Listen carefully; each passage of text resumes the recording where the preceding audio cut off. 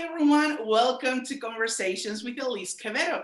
To kick off the year, I'm back with Joe Peng, Head of APAC Digital Innovation Group and Regional Managing Director at BCW Global, one of the world's largest full-service global communications and PR agencies. Hey Joe, Happy New Year! Nice to see you again. Are you ready for 2021? Happy New Year, Elise. Yes, I'm ready. 2020 has been a peculiar year for everyone, right? I'm so looking forward to holding hands with you and everyone to embrace 2021. Yeah, what a year. I agree completely. Let's just forget what we just went through. 2021 is here, so let's do this. And to kick off, I have one question for you today. That's all I want to talk to you. Because Joe, every year we look at trends, predictions in many different fields. So from a digital perspective, what are the top trends in marketing that you see being important during this year, 2021? That's a good question. I think as you said, there are many noteworthy trends. So today I actually wanted to talk about too big, too small, and too universal, if I can categorize them in that way. So first one, big.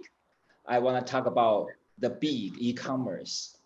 Big means it's gonna be everywhere. So I honestly don't see a more important trend in commerce in the last couple of years than e-commerce being more than just a channel. Every facilitation of product delivery, payment methods, or digital marketing initiative have provided so much room for a brand to innovate. So in 2021, more than just a channel, e-commerce solutions will be the backbone of a brand or a business customer experience. There are a lot of examples. So we, as BCW, because we do a lot of integrated communications for our clients, social commerce has high relevance in our services to clients. Social media platforms have been adding e-commerce function to their apps with shoppable posts. For example, the introduction of Facebook shops, Instagram shops, Pinterest shopping ads, and social e-commerce on WeChat in China. So the observation is also in line with Gartner's hyper cycle, which it was exclusively focused on digital advertising in their 2020 version, in which shoppable media is now right before its time of slope of enlightenment, which means it's gonna be popular in the upcoming 2 years. I think from my perspective, social media or social commerce, shoppable media is just one component of the whole big thing. The indication is that brands need to reimagine their direct-to-consumer while omni-channel strategy to provide the right customer experience. Set up an omni-channel e-commerce presence is really important. And you have to define the role of all the customer touchpoints. Touchpoints may include the role of employee in delivering the shopping experience online. So that's what I mean about the big e-commerce. Wow, I actually love that, Joe, because you're so spot on. E-commerce and mobile commerce is going to be so big. And I don't think people truly understand that although this trend has been around for a while, like you said, it is now truly going to expand to new levels. Because what is it that we're doing every day? Mobile versions, computer screens. We are so used to checking, you mentioned from social media to buying something, commerce. Everything that we do, we mainly do it on our cell phones. And more brands or companies are understanding that their mobile commerce or their platforms need to be better, need to be more adapted. So I do want you to mention a few more, but for example, for me, what comes to mind is artificial intelligence. What I think follows through based on what you said is that we are starting to see also people accepting more the benefits of artificial intelligence when it comes to, for example, commerce, when it comes to branding, and when it Yeah. comes to marketing, because we need this assistance to understand data, to understand what is it that our customers want or what we need. For example, just over a week ago, I spoke at Turkey Innovation Week, and Yeah. we had the co-founder of Instagram, we had Raymond Kurzweil, this inventor and futurist, and we're talking about innovation. I focused on social media and social life innovation and what's happening now. And this country is so much looking forward. And we mentioned as well, artificial intelligence, the importance of embracing these technologies to actually make our marketing and our messages more, not, I wouldn't say easy, but more simple and more understanding. Don't you think, Joe?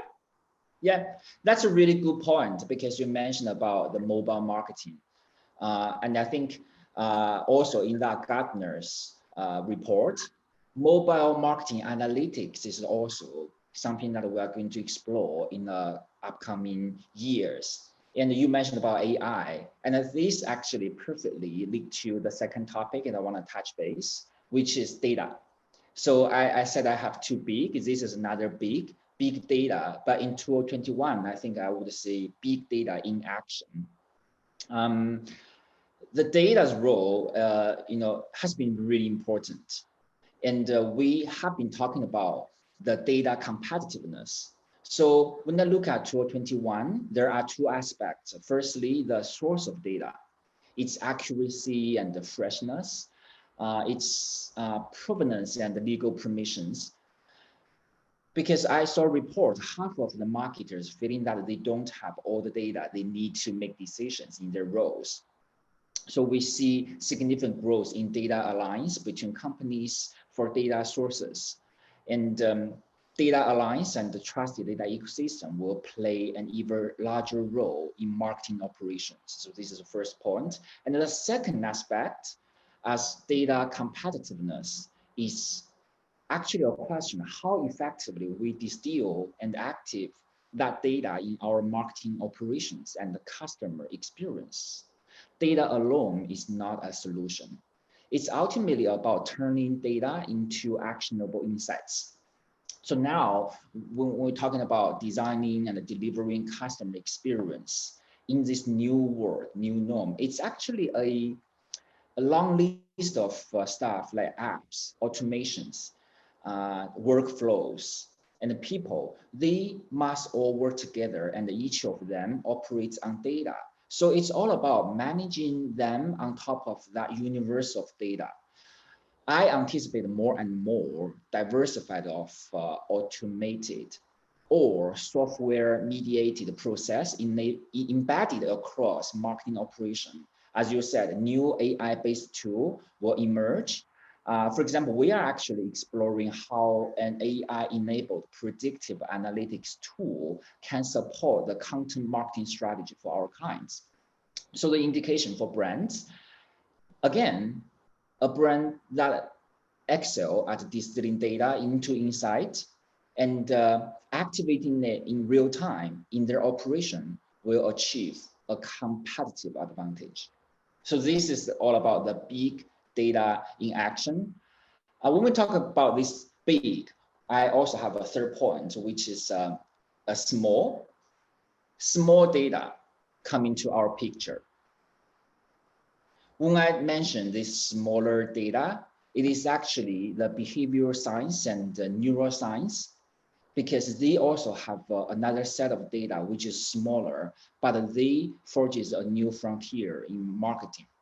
So behavioral science and the neuroscience have been used in the commercial marketing field for many years. I think the importance is to use both non-conscious and conscious data.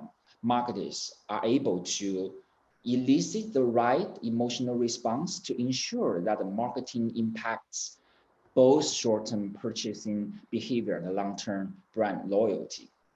And now the new era of communication is here, which is based on new approaches. With the broader application of big data and AI in communication, perceptual neuroscience or behavioral data can be added as one overlay on big data to better understand stakeholders, customers' behavior on modern day communication channels such as social media.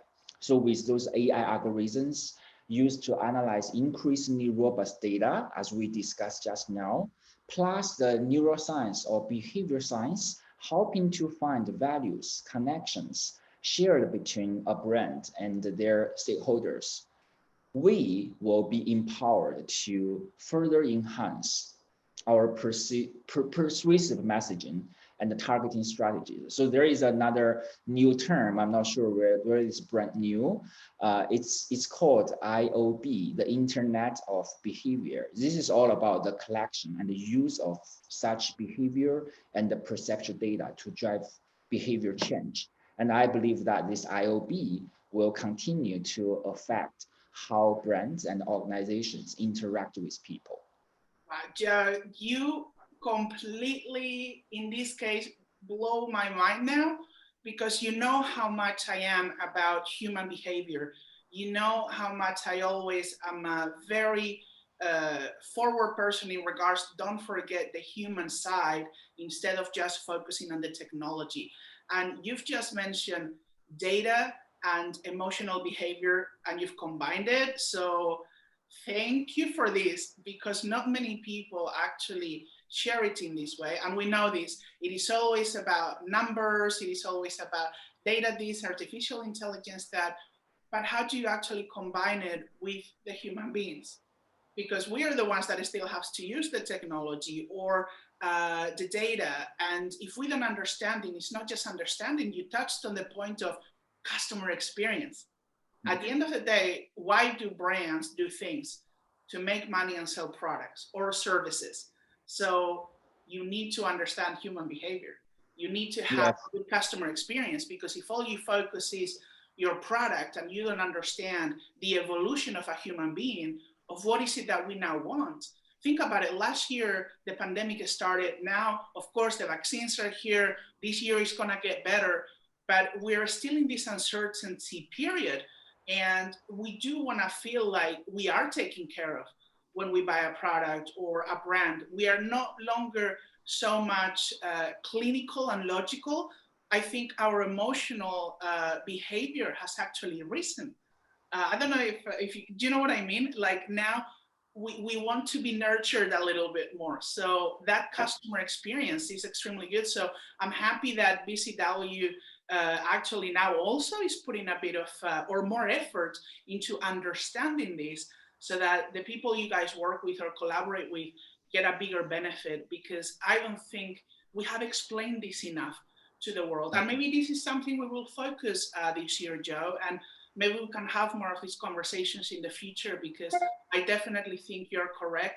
And this is a big trend, and it will rise because we don't understand it enough.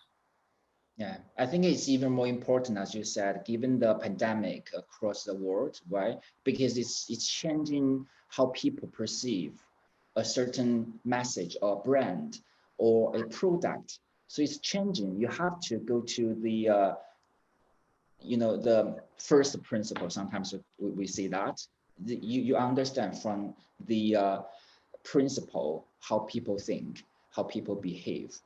And I am positive, because I think this will help us to better set up our strategy, and it will also help us to better create the measurement of our marketing, digital marketing initiatives.